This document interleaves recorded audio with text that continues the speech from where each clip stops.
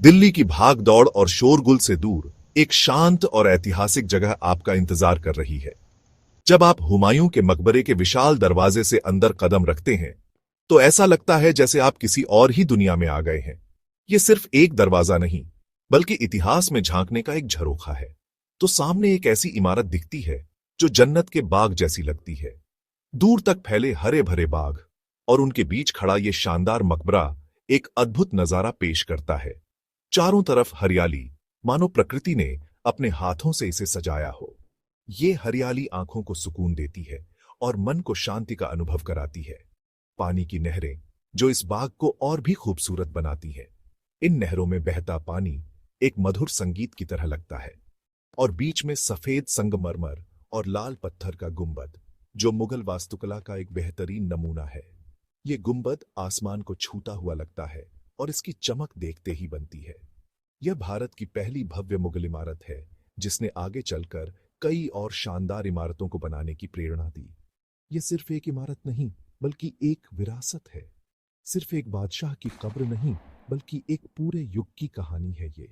बल्कि एक सल्तनत के सपनों का स्मारक जो आज भी हमें उस दौर की याद दिलाता है। यह स्मारक हमें बताता है कि कैसे मुगलों ने भारत में अपनी एक अलग पहचान बनाई। यहाँ की शांति, पक्षियों की चहचहाहट एक ऐसा माहौल बनाती है कि आप सब कुछ भूल जाते हैं और फव्वारों की आवाज आपको इतिहास की गोद में ले जाती है जहां आप उस दौर की कल्पना कर सकते हैं। ऊंचे मेहराब, जालीदार खिड़कियां और बारीक नक्काशी, हर चीज में आपको मुगल कला की झलक दिखाई देगी। देखकर लगता है जैसे कारीगरों के हाथों में जादू था, जिन्होंने पत्थर में भी जान डाल दी हो। कल्पना कीजिए, उस समय की सैकड़ों साल पहले यहाँ गुलाब की खुशबू और मशालों की रोशनी में यह जगह कितनी भव्य रही होगी। यह नज़ारा कितना शानदार रहा होगा, इसका अंदाजा लगाना भी मुश्किल है। यही वो इमारत है जिसने ताजमहल जैसी कृतियों को जन्म देने की प्रेरणा दी। ये मुगल वास्तुकला का एक ऐसा उदाहरण है जो आज भी लोगों को प्रेरित करता है। चलिए, आज हम हुमायूं के मकबरे की अनसुनी कहानियां जानते हैं और इसके इतिहास को और करीब से महसूस करते हैं। हर शानदार इमारत के पीछे एक कहानी होती है। हर पत्थर, हर नक्काशी, हर मेहराब अपने भीतर इतिहास के पन्ने समेटे हुए है। ये सिर्फ इमारतें नहीं, बल्कि बीते हुए दौर की निशानियां हैं। हुमायूं के मकबरे की शुरुआत होती है एक प्रेम कहानी से, एक बादशाह की याद से। मुगल बादशाह हुमायूं से, जिनकी जिंदगी उतार चढ़ाव से भरी थी। कभी सिंहासन पर तो कभी निर्वासन में उन्होंने जीवन के कई रंग देखे। उनकी मौत के बाद एक ऐसा शोक हुआ जिसने इतिहास को एक नया अध्याय दिया। उनकी बेगम हमीदा बानो बेगम ने अपने पति के लिए कुछ ऐसा करने का निश्चय किया जो उनकी मोहब्बत को हमेशा जिंदा रखे। अपने शौहर की याद में यह मकबरा बनवाने का फैसला किया। यह सिर्फ एक मकबरा नहीं था, बल्कि उनकी मोहब्बत का इजहार था। उन्होंने फारस के मशहूर वास्तुकार मिराक मिर्जा गियास को बुलवाया, जो अपनी कला और हुनर के लिए जाने जाते थे, और अपनी पूरी दौलत इस इमारत पर लगा दी। उन्होंने हर उस चीज का इस्तेमाल किया जो बेहतरीन थी, ताकि यह मकबरा दुनिया में अपनी मिसाल आप हो। निर्माण हुमायूं की मौत के 9 साल बाद शुरू हुआ, एक ऐसा वक्त जब साम्राज्य में स्थिरता आ चुकी थी, और 7 साल में पूरा हुआ। यह एक लंबा और मुश्किल सफर था, लेकिन हमीदा बानो बेगम के हौसले ने इसे मुमकिन कर दिखाया। यह भारतीय उपमहाद्वीप का पहला बाग मकबरा था जिसने एक नई परंपरा की शुरुआत की, जिसने वास्तुकला को नई दिशा दी। यह भारतीय और फारसी कला का एक अद्भुत संगम है। यहां हुमायूं के अलावा मुगल खानदान के 150 से ज्यादा लोगों की कब्रें हैं, जो इस जगह को एक पारिवारिक कब्रिस्तान जैसा बनाती है। इसलिए इसे मुगलों का शयनागार भी कहा जाता है। यह मुगल बादशाहों के इतिहास का एक जीता जागता सबूत है। एक बेगम की मोहब्बत और लगन ने इसे एक अमर विरासत बना दिया। यह आज भी हमें प्रेम और समर्पण की याद दिलाता है। हुमायूं के मकबरे की सबसे खास बात है इसकी 4 बाग शैली, जो कि मुगल वास्तुकला का एक अभिन्न अंग है। यह सिर्फ एक बाग नहीं, बल्कि एक दर्शन है जो स्वर्ग के 4 बागों का प्रतिनिधित्व करता है। 4 हिस्सों में बंटा बाग, जिसके बीचों बीच मुख्य मकबरा है। यह विभाजन न केवल सौंदर्य की दृष्टि से महत्वपूर्ण है, बल्कि यह इस्लामी संस्कृति में 4 पवित्र नदियों का भी प्रतीक है, जो जीवन और समृद्धि का स्रोत मानी जाती है। मुख्य इमारत ऊंचे चबूतरे पर बनी है, जो इसे एक भव्य और प्रभावशाली रूप देता है। यह चबूतरा मकबरे को आसपास के वातावरण से अलग करता है, और इसे एक विशेष स्थान प्रदान करता है जिसमें लाल बलुआ पत्थर और सफेद संगमरमर का शानदार मेल है।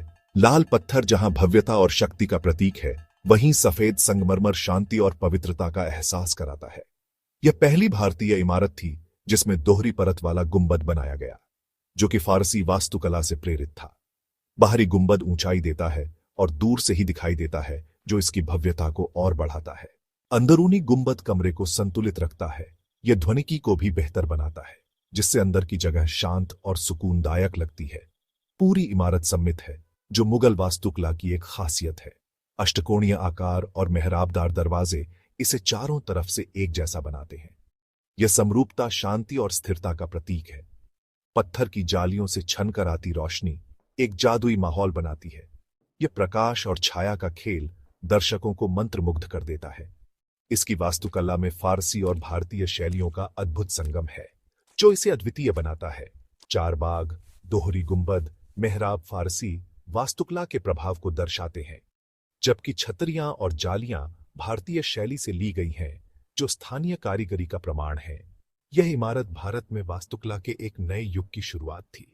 इसने मुगल वास्तुकला को एक नई दिशा दी और आने वाली पीढ़ियों के लिए एक मिसाल कायम की। हुमायूं का मकबरा सिर्फ एक बादशाह की कब्र नहीं, बल्कि दिल्ली और मुगल सल्तनत के इतिहास का अहम हिस्सा है। यह मकबरा उस जगह के पास है जहां सदियों से दिल्ली की ताकत का केंद्र रहा है, निजामुद्दीन औलिया की दरगाह के पास। मुगलों ने इसे अपनी सत्ता की स्थायी मुहर के तौर पर बनवाया। यह कई ऐतिहासिक घटनाओं का गवाह रहा। 1857 के स्वतंत्रता संग्राम में आखिरी मुगल बादशाह बहादुर शाह जफर ने यहीं शरण ली थी। समय के साथ यह मकबरा और इसके बाग वीरान हो गए, लेकिन 20वीं सदी में इसकी मरम्मत शुरू हुई। आज यह दिल्ली की पहचान का हिस्सा है और 1993 में यूनेस्को विश्व धरोहर स्थल बना। यह हमें दिल्ली के उतार चढ़ाव और हमारी विरासत की अहमियत याद दिलाता है। जब भी मुगल वास्तुकला की बात होती है, ताजमहल का नाम सबसे पहले आता है, लेकिन उसकी प्रेरणा हुमायूं के मकबरे से ही मिली थी। हुमायूं का मकबरा ताजमहल से लगभग 60 साल पहले बना और इसे ताजमहल का पूर्वज कहा जाता है। दोनों इमारतों में चार बाग शैली, ऊंचा चबूतरा, दोहरी परत वाला गुंबद और सम्मिट डिजाइन जैसी कई समानताएं हैं। शाहजहां ने ताजमहल में कई नए प्रयोग किए, चार मीनारें, संगमरमर की पच्चीकारी, लेकिन आधार हुमायूं के मकबरे से ही लिया। हुमायूं का मकबरा मुगल वास्तुकला के शुरुआती दौर और उसके शिखर के बीच एक पुल है। यहां भारतीय और फारसी कला के नए प्रयोग हुए, जिनकी सफलता ने ताजमहल जैसी कृतियों को जन्म दिया।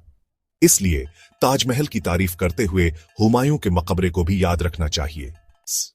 हुमायूं के मकबरे से कई दिलचस्प किस्से जुड़े हैं। यहां के दक्षिण पूर्वी कोने में नाई का गुंबद है, कहा जाता है वह हुमायूं का वफादार सेवक था।